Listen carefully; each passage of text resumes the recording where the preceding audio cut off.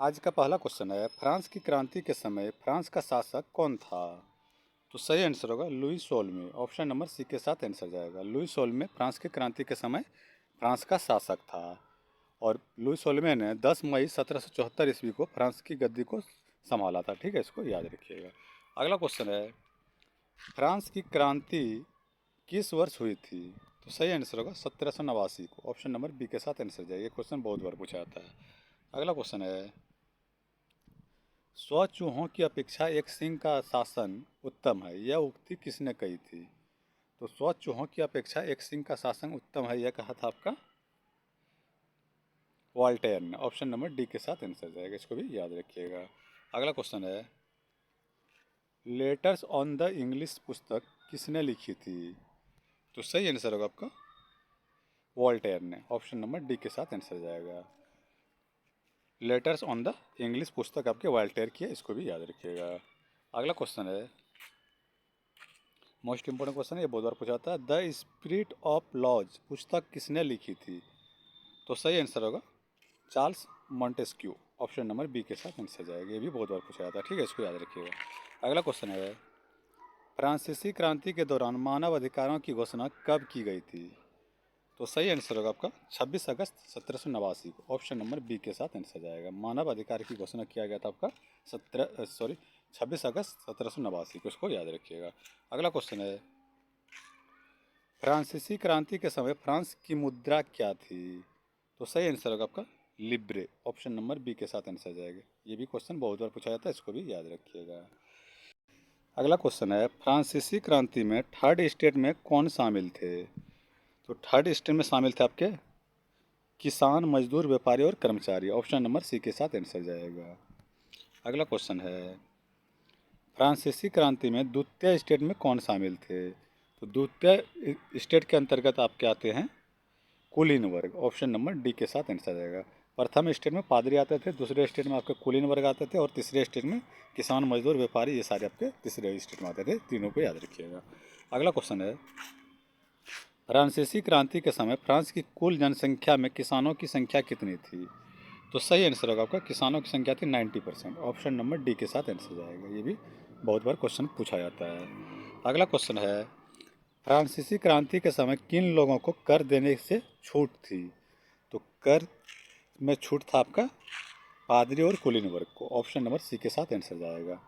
और तृतीय स्टेट जितने थे उससे आपके कर लिए जाते थे, और प्रथम और द्वितीय स्टेट से कर नहीं लिए जाते थे। प्रथम स्टेट पादरी थे और सेकंड स्टेट आपके कुलीन वर्ग थे। ठीक है, इसको याद रखिएगा। अगला क्वेश्चन है, फ्रांसीसी क्रांति के समय टाइल कर किस प्रकार का कर था?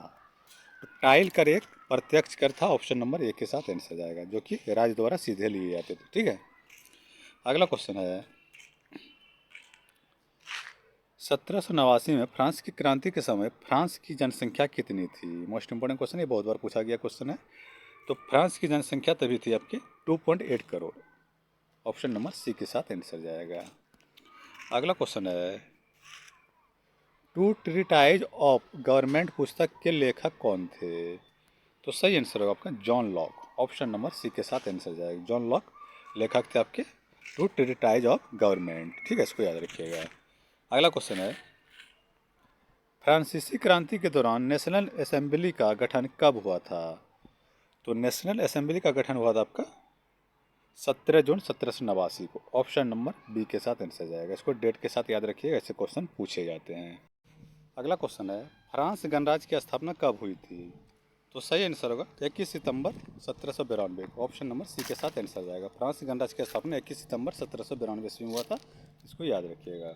अगला क्वेश्चन है, नेपोलियन फ्रांस का सम्राट कब बना? तो नेपोलियन आपका फ्रांस का सम्राट बना था मई 1804 ईस्वी। ऑप्शन नंबर सी के साथ आंसर जाएगा। अगला क्वेश्चन है, मोस्ट इम्पोर्टेंट क्वेश्चन है, आधुनिक फ्रांस का निर्माता किसे कहा जाता है? तो सही आंसर होगा नेपोलियन को। ऑप्शन नंबर सी के साथ आंसर जाएगा।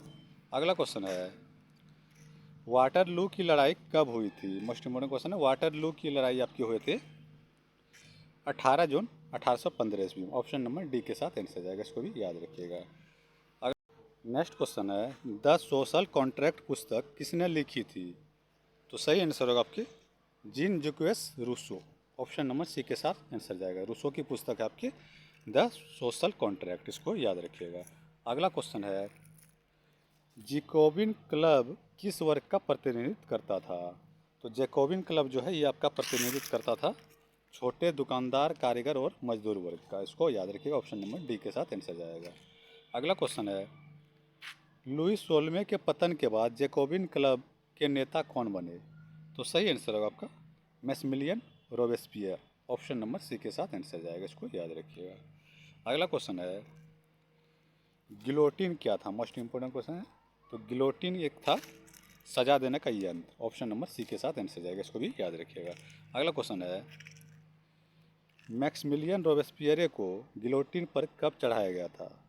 तो सही आंसर होगा जुलाई 1794 को, ऑप्शन नंबर बी के साथ आंसर जाएगा। क्वेश्चन भी बहुत बार पूछा जाता है, इसको याद रखिएगा। अगला क्वेश्चन है, आज का लास्ट है, फ्रांसीसी क्रांति के दौरान आतंक का राज किसने स्थापित किया था? तो आतंक का राज स्थापित करने वाला आपका थे Maximilien Robespierre, option number D के साथ आंसर जाएगा। आज के इतने ही एमसीक्यू थे। Okay, thank you, bye.